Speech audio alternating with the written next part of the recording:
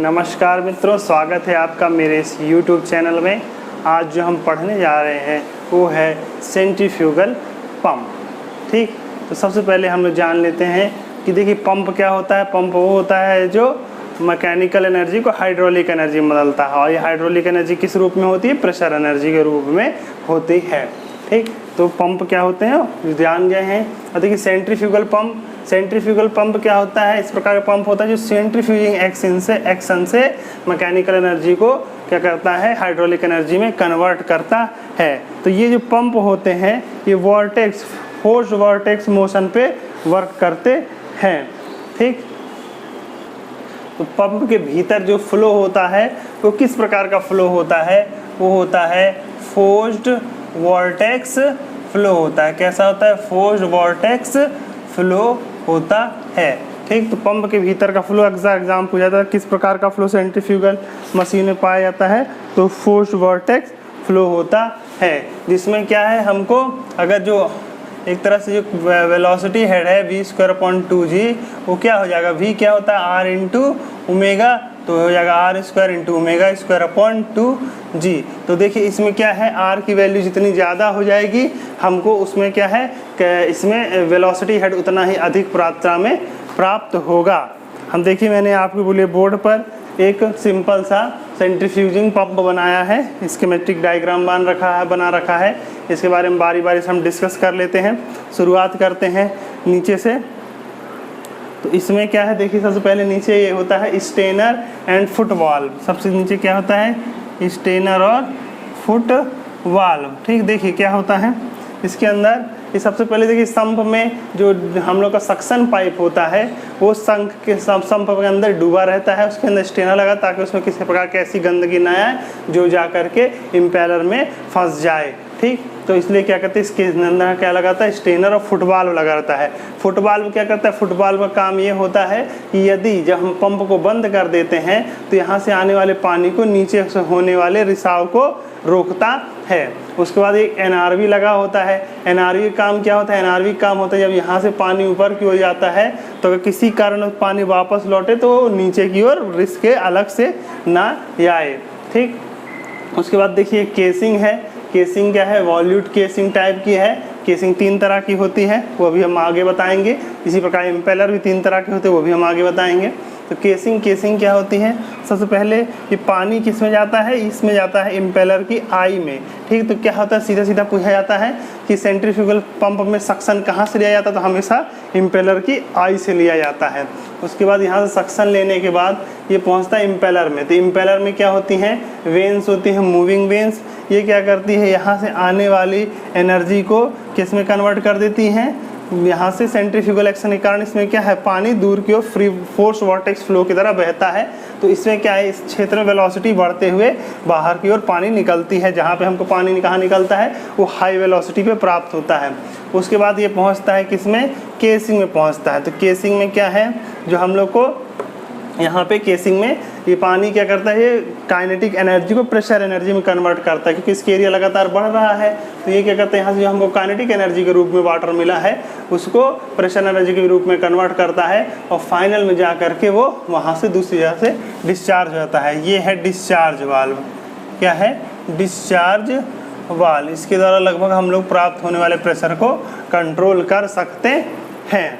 ठीक, देखिए तो इस प्रकार से हम लोग कह सकते हैं कि ये पूरा एक सेंट्रीफ्यूगल पंप का लगभग एक मोटा स्केच है। ठीक, अब देखिए हम सबसे पहले पढ़ेंगे केसिंग के बारे में। क्या पढ़ेंगे? केसिंग। देखिए आगे आपको बताते हैं केसिंग के बारे में। देखिए केसिंग मूलतः 3 प्रकार की केसिंग पाई जाती है। एक वॉल्यूट या स्पाइरल टाइप केसिंग, दूसरी वॉर्टेक्स टाइप केसिंग, और तीसरी होती है वॉर्टेक्स विथ गाइड वेन। तीनों के चित्र आपके यहाँ देख सकते हैं। देखिए सिंपल या वॉल्यूट केसिंग कैसी होती है? उस प्रकार होती है कि उसका एरिया कम होता है फिर लगातार बढ़ता हुआ आगे चला जाता है। देखिए इसमें क्या है, सीधे क्या है रनर से जैसे वाटर निकलता है तुरंत केसिंग में आ जाता है। ठीक, तो यदि ये इस डायरेक्शन में घूम रहा है तो इसमें जैसे वाटर निकले तो यहाँ एडी करंट का फॉर्मेशन होने लगता है। यहाँ पे जैसे इसका आउटर होता है वहाँ पे क्या होता है, एडी करंट का फॉर्मेशन होने लगता है, जिसके कारण बहुत अधिक लॉसेस होते हैं। ठीक। तो इस प्रकार के क्या कहते हैं वॉल्यूट केसिंग या स्पाइरल केसिंग बहुत ज़्यादा मात्रा में लॉसेस पाए जाते हैं, इसलिए इसको अवॉइड करने के लिए एक नया रूप दिया जाता है। उसमें क्या करते हैं हम लोग रनर के चारों ओर एक annular space ANNULAR annular space का एक केसिंग और लगा देते हैं।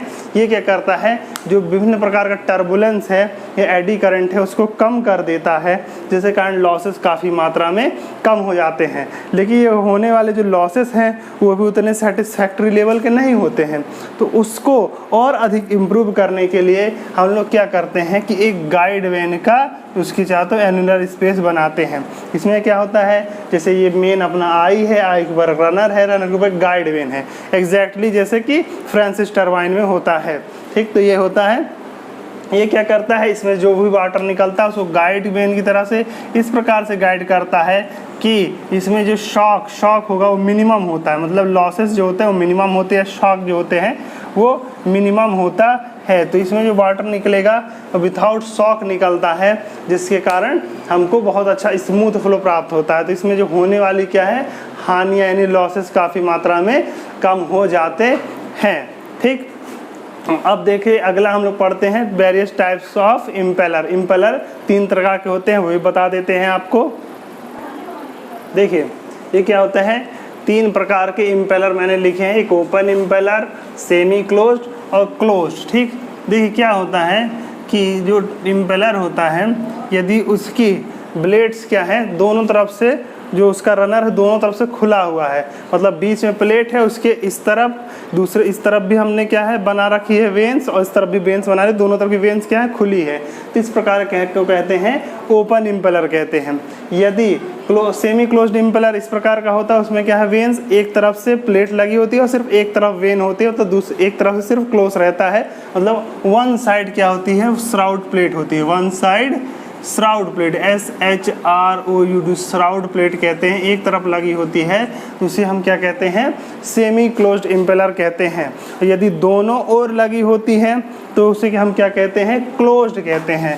बोथ साइड दोनों साइड क्या होती है बोथ साइड श्राउड प्लेट लगी हुई है तो उसे हम क्या कहेंगे, उसे हम कहेंगे कि क्लोज्ड टाइप इम्पेलर है। कैसा है क्लोज्ड टाइप इम्पेलर है, ठीक। देखिए ओपन टाइप इम्पेलर क्या होता है दोनों तरफ से खुला होता है तो आसानी से साफ किया जा सकता है, सेमी क्लोज्ड एक तरफ से खुला सफाई की जा सकती है।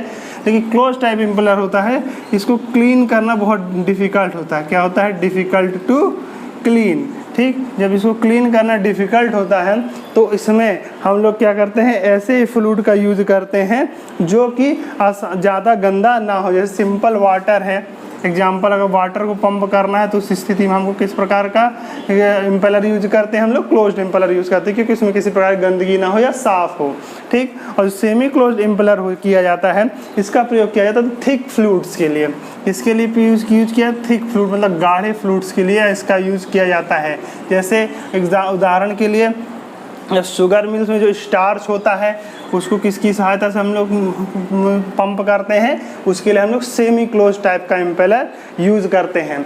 लेकिन यदि कोई इस प्रकार का लिक्विड है जो काफ़ी हाईली विस्कस है, किस प्रकार का है हाईली विस्कस है, तो उस केस में हम लोग क्या करेंगे ओपन टाइप का इम्पेलर यूज करेंगे। उदाहरण के लिए अगर हमारे पास मड वाटर है मतलब मिट्टी वाला पानी है तब हम लोग क्या करेंगे ओपन इम्पेलर यूज करेंगे, या फिर सैंडी वाटर है जिसमें बहुत अधिक बालू मात्रा है तो उसे हम लोग क्या कहेंगे ओपन इम्पेलर यूज़ करेंगे। जैसे पेपर पल्प है तो पेपर पल्प के लिए क्या यूज करेंगे हम लोग ओपन टाइप इम्पेलर यूज करेंगे, ठीक। जैसे जैसे हमको ज़रूरत होती है उसी के हिसाब से हम लोग क्या करते हैं अलग अलग टाइप का इम्पेलर हम लोग यूज़ करते हैं। अब देखिए जो इम्पेलर की ब्लेड्स हैं वो 3 तरह की हो सकती हैं, जैसा कि हमने आपको बताया था। जैसे टरबाइन 3 तरह की होती है फॉरवर्ड, बैकवर्ड और तीसरी क्या होती थी रेडियल। तो उसी प्रकार इसकी वेन भी 3 तरीके की हो सकती हैं, ठीक। देखिए मित्रों अगर हम इसकी रनर की वेन्स को देखें तो उसको तीन चरणों में या 3 प्रकार से हम लोग डिवाइड कर सकते हैं, 3 प्रकार का माना जा सकता है। नंबर 1 जो है बैकवर्ड वेन, ठीक, मान लीजिए इम्पेलर का रनर है या आई है या जिसे कहते हैं इम्पेलर, उसकी वेन इस डायरेक्शन क्या है, इस प्रकार है, जबकि वो किस डायरेक्शन रोटेट हो रहा है, इस डायरेक्शन में रोटेट, मतलब ओमेगा मतलब एंगुलर जो स्पीड है वो इस डायरेक्शन में है, लेकिन ब्लेड क्या है उसके अपोजिट डायरेक्शन में है, ठीक, मुँह होती है, तो इसे हम कहते हैं बैकवर्ड वेन कहते हैं। इसका फाई की वैल्यू क्या होती है, 90 डिग्री से कम होती है। फाई मतलब exit angle of the when, ठीक, तो उसमें क्या होता है, इसको हम कहते हैं बैकवर्ड वेन। यदि वेन इस प्रकार की है, एकदम 90 डिग्री पे होती है, तो उसे हम क्या कहते हैं, उसे कहते हैं हम लोग रेडियल वेन कहते हैं। यदि अगर इस प्रकार से वेन झुकी हुई हो, जिसमें वेन का जो एंगल का झुकाव है वो उसी डायरेक्शन में, जिस डायरेक्शन में ओमेगा है, तो उसे हम कहते हैं फॉरवर्ड वेन कहते हैं। इसके लिए जो फाई की वैल्यू होती है वो 90 डिग्री से ज़्यादा होती है, ठीक। अब देखिए इन वेन्स का असर क्या होता है पंप के परफॉर्मेंस पे, तो देखिए 2 ठो ग्राफ है, ये बहुत ही इंपॉर्टेंट है। ये ग्राफ अक्सर एग्जाम में आ जाते हैं, ये ग्राफ बना रहता है, इसमें 1 2 3 लिखा रहता है और सही जोड़ी बनाने के लिए आता है कि ये किसका ग्राफ है। तो देखिए यदि हेड और डिस्चार्ज के बीच में हम लोग इसका ग्राफ बनाएं तो हम लोग पाते हैं कि जैसे जैसे हम लोग डिस्चार्ज बढ़ाते हैं तो बैकवर्ड वेन के लिए जो हमको हेड अवेलेबल होता है वो क्या है, घटता जाता है, ठीक। जबकि यदि हम लोग रेडियल वेन के लिए निकालते, रेडियल वेन के लिए देखते हैं, तो जैसे जैसे डिस्चार्ज बढ़ता है उसके साथ साथ क्या है, हेड क्या है, लगभग कांस्टेंट बना रहता है। और तीसरा जो है, यदि हम क्या कहते हैं डिस्चार्ज बढ़ाते हैं उसके साथ साथ फॉरवर्ड अगर वेन है तो हेड क्या है, हेड की वैल्यू बढ़ती जाती है। अब यदि हम इसी को पावर P क्या है यहाँ पे पावर और Q क्या है डिस्चार्ज, इन दोनों के रूप में देखें तो हम पाएंगे कि यदि बैकवर्ड वेन है तो उसमें क्या है, डिस्चार्ज बढ़ाने के साथ साथ क्या है, देखिए पावर क्या है, बढ़ती तो है लेकिन कुछ समय पश्चात ये जा करके लगभग कांस्टेंट होने लगती है, ठीक। तो मतलब क्या कहते हैं, इसका एसिम्प्टोटिक नेचर होता है कि कैसा होता है, पहले क्या है बढ़ेगी लेकिन बाद में जाकर लगभग कांस्टेंट होने लगती है। जबकि रेडियल वेन में क्या है, रेडियल वेन में किस प्रकार का बिहेवियर देखने को मिलता है, P और Q लगभग बराबर मात्रा में बढ़ते हैं, जैसे जैसे Q बढ़ता है वैसे P भी बढ़ता जाता है और लगातार बढ़ता जाता है। लेकिन P और Q अगर पावर और Q के लिए फॉरवर्ड वेन के लिए देखें तो इसका ग्राफ क्या है, यहाँ तक है, फिर इसके बाद ग्राफ बड़ी तेज़ी से ऊपर की ओर बढ़ता है। तो ऐसा हम मान सकते हैं कि अगर हम लोग फॉरवर्ड वेन यूज़ करेंगे तो हम लोग जो पावर रिक्वायरमेंट है वो डिस्चार्ज बढ़ने के साथ साथ बहुत तेज़ी से ऊपर की ओर बढ़ती है, ठीक। तो ये सब माना जा सकता है। तो ये क्या है, 3 प्रकार की वेन है और तीनों प्रकार की वेन के हिसाब से उनके क्या परफॉर्मेंस होते हैं वो यहाँ पे हम लोग देखने को पाते हैं। अब अगला ले लेते हैं, अब हम देख लेते हैं वेरियस टाइप्स ऑफ हेड, ठीक, various types of head, head के बारे में वेरियस टाइप्स ऑफ हेड पढ़ लेते हैं, ठीक। तो सबसे पहले देख लेते हैं सक्शन हेड क्या होता है।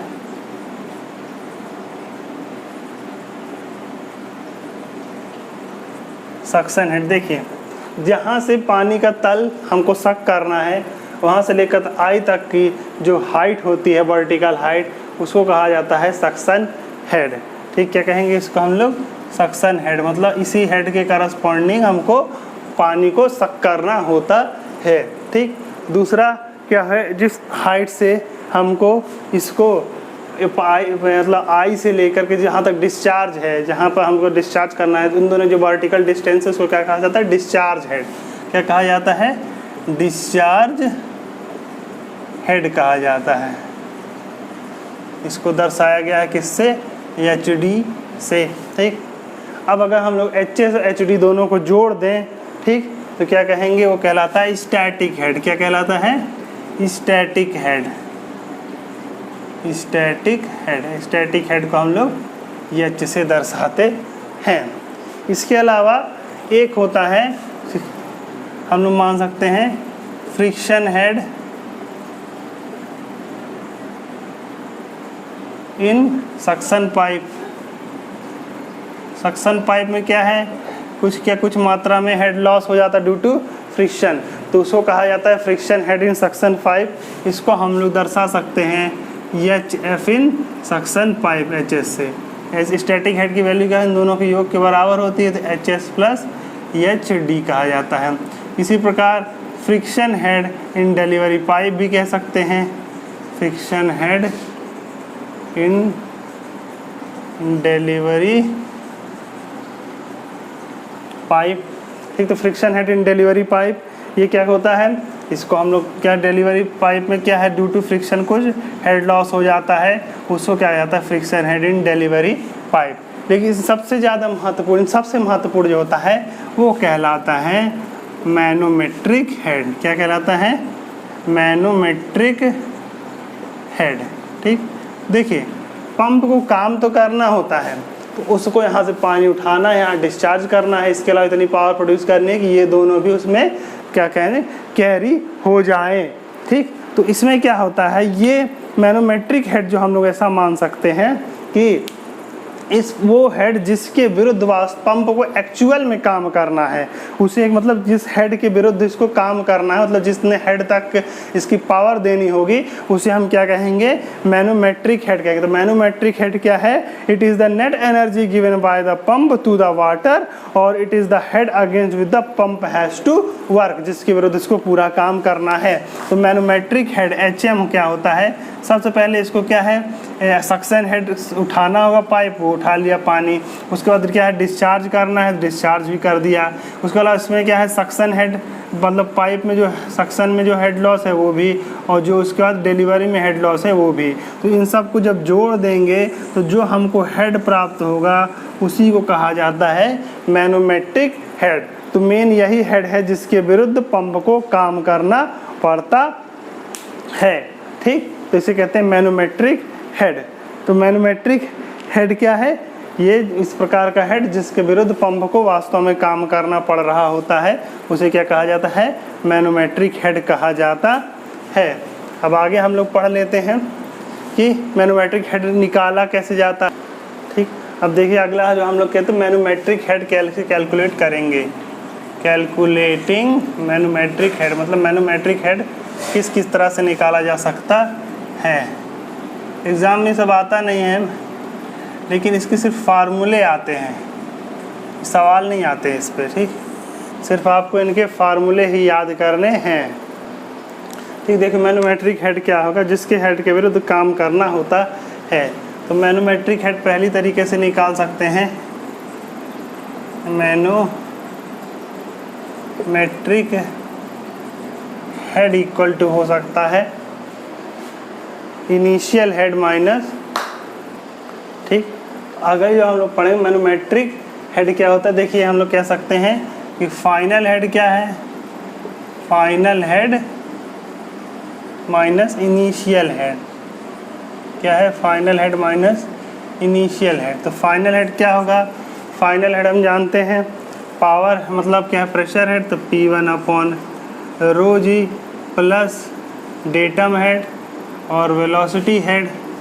फाइनल हेड को हम लोग 2 मान लेते हैं सब कुछ, फाइनल कंडीशन को, upon rho V² upon 2G।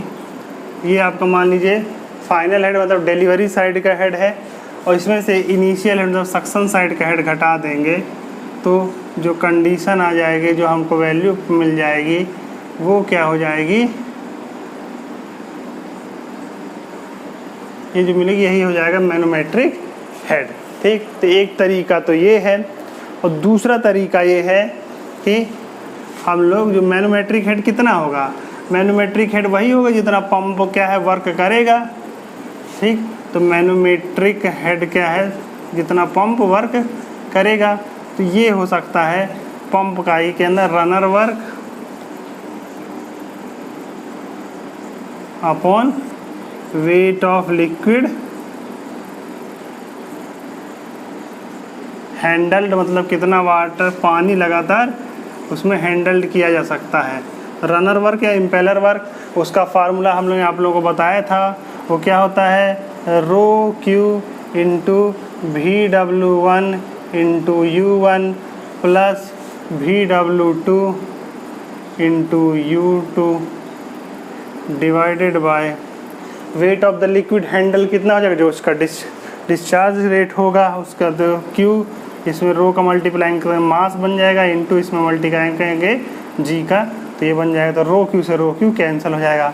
अब देखिए पंप कैसे डिज़ाइन किया जाता है।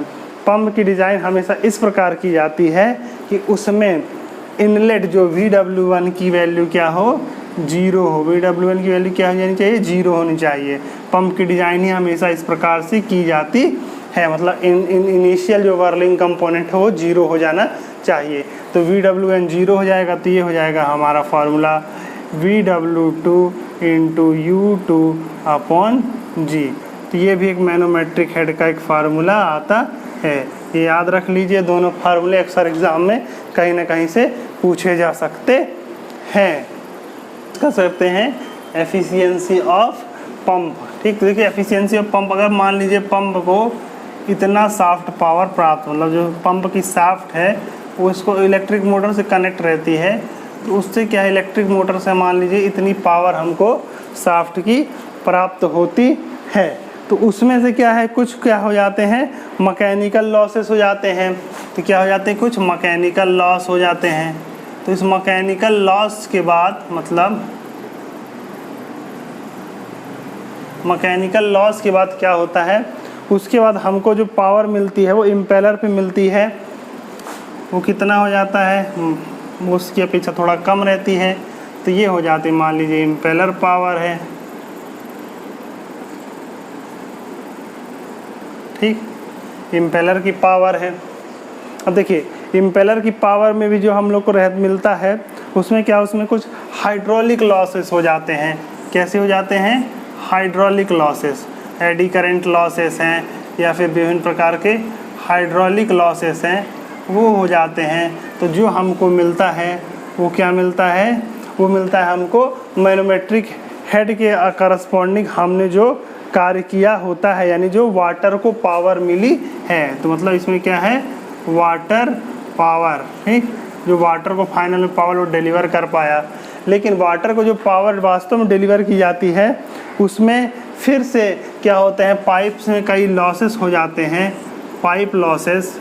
तो उसके बाद क्या होता है, वो पंप को फाइनली जो वाटर मिलता है, वो हेड के रूप में जो वर्क मिलता है, वो क्या होता है, वो काफ़ी मात्रा में कम होता है।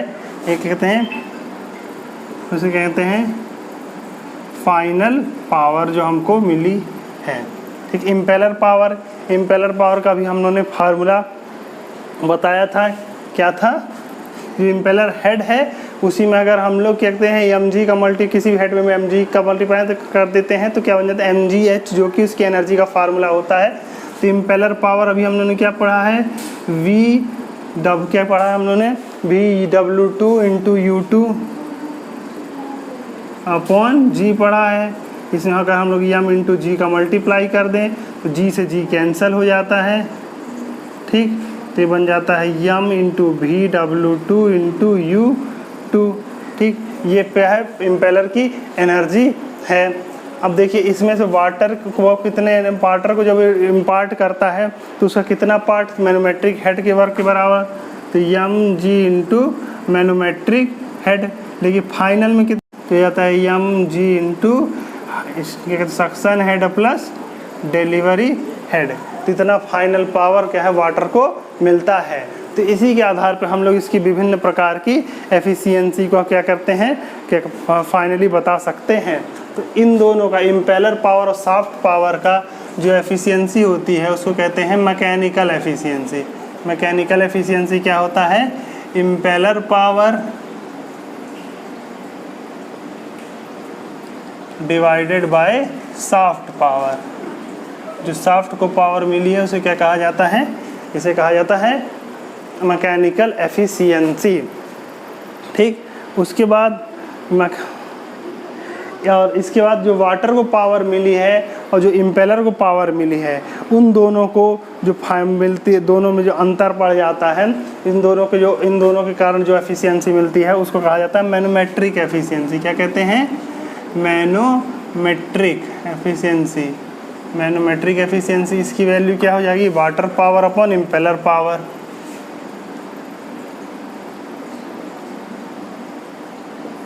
अपॉन इम्पेलर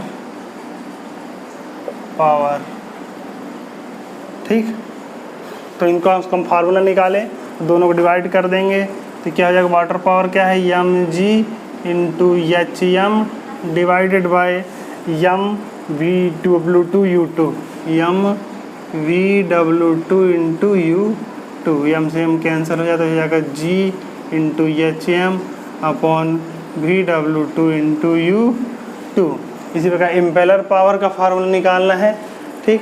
तो ये सॉफ्ट पावर क्योंकि इलेक्ट्रिक पावर होती है तो इनका कोई ये इसका बटे इसके फॉर्म में हम लोग निकाल लेंगे। अब ये दोनों क्या है, ये दोनों की कोई एफिशिएंसी का फार्मूला नहीं है, ठीक। ये दोनों ऐसा मान लीजिए कि जो फ्रिक्शन में लॉस हो जा रहा है, ठीक। तो ओवरऑल एफिशिएंसी क्या होगी, ओवरऑल एफिशिएंसी इन दोनों का मल्टीप्लाई हो जाएगा, ओवरऑल एफिशिएंसी बराबर हो जाएगा manometric efficiency into mechanical efficiency, ठीक। और अगर वॉल्यूमेट्रिक एफिशिएंसी भी साथ में दी हुई है तो यही ओवरऑल एफिशिएंसी क्या हो जाती है, इसमें हम लोग वॉल्यूमेट्रिक एफिशिएंसी का ही मल्टीप्लाई कर देंगे into manometric efficiency into mechanical efficiency, ठीक। इस प्रकार से हम लोग पंप की सारी एफिशिएंसी के बारे में अध्ययन कर लेते हैं, ठीक। अब इसके आगे बढ़ते हैं तो हम लोग क्या करते हैं, इसके बाद क्लासिफिकेशन ऑफ पंप एक बार देख लेते हैं, ठीक। वैसे पंप तो कई प्रकार के होते हैं लेकिन एक बहुत बृहद क्लासिफिकेशन मैं आपको बता देता हूं, जो उसको आप याद कर लेंगे, समझ लीजिएगा, तो उसमें से अक्सर एग्ज़ाम में पूछा जाता है। सबसे पहले हम लोग क्या करते हैं, टाइप्स ऑफ पंप में दो तरीके के होते हैं, पॉजिटिव डिस्प्लेसमेंट पंप और दूसरे होते हैं हाइड्रोडायनेमिक पंप। कैसे होते हैं, पहले होते हैं positive displacement pump, positive displacement pump, ठीक। और दूसरे होते हैं हाइड्रोडायनेमिक पंप, हाइड्रोडायनेमिक पंप, ठीक। अब देखिए पॉजिटिव डिस्प्लेसमेंट पंप को अगर हम लोग फिर से देखें तो ये दो तरीके के होते हैं, एक होते हैं रेसिप्रोकेटिंग पंप और दूसरे होते हैं रोटरी पंप। कैसे होते हैं, एक होते हैं reciprocating pump,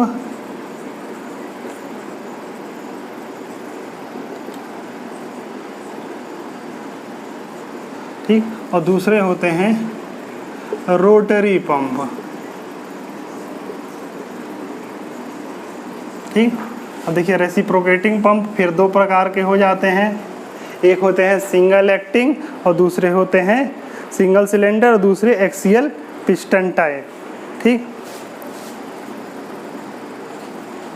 single cylinder type के होते हैं और दूसरे जो होते हैं वो एक्सियल पिस्टन टाइप के होते हैं, ठीक। और अगर इसी को अगर रोटरी पंप को आगे हम लोग क्लासीफाई करें तो इसमें होते हैं gear pump, when pump, low pump और स्क्रू पंप। कौन कौन से होते हैं, gear pump, lobe pump, screw pump या और होते हैं when pump,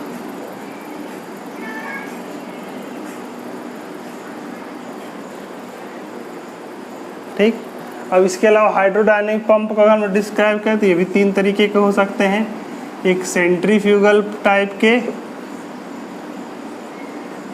centrifugal flow type के, दूसरे एक्सियल फ्लो टाइप के और तीसरे हो सकते हैं मिक्स्ड फ्लो टाइप के, ठीक। इसमें आपको ज़्यादा पढ़ना नहीं है, बस इसको एक सीधा सीधा मोटा मोटा आपको पता होना चाहिए कि कई बार पूछ लिया जाता है कि लोब पंप जैसे किस प्रकार का पंप है, तो पॉजिटिव डिस्प्लेसमेंट पंप है, ठीक। इसमें कई ऑप्शन दिया है, सेंट्रीफ्यूगल पंप टाइप का है या रेसिप्रोकेटिंग पंप टाइप का है, तो ध्यान या रोटरी टाइप का है। तो इस अगर क्लासिफिकेशन को आप लोग याद रखेंगे तो इसमें से अक्सर पूछ लिया जाता है कि ये नाम दे देगा और पूछा जाता है, तो यही चारों पूछे जाते हैं मेन। इन तीनों को चारों को याद रख लीजिए, बहुत इंपॉर्टेंट है। इनका क्लासिफिकेशन कई बार आता है। अब ये किस प्रकार के पंप होते हैं, अगर आपको ज़्यादा विस्तार से पढ़ना है किताब में पढ़ सकते हैं, लेकिन ये कभी लिखित प्रश्न तो है नहीं, इसमें सीधे सीधे क्वेश्चन आने हैं। तो ये इस प्रकार के पंप होते हैं। ये पंपों का क्या है, क्लासिफिकेशन है। तो फ्रेंड्स, आज की क्लास के लिए इतना ही। फिर मिलेंगे नेक्स्ट क्लास में इसी के अगले पार्ट के साथ। तब तक बने रहिए हमारे साथ, अपनी तैयारी जारी रखिए, क्योंकि कोई भी लक्ष्य बड़ा नहीं, हारा वही जो लड़ा नहीं। धन्यवाद।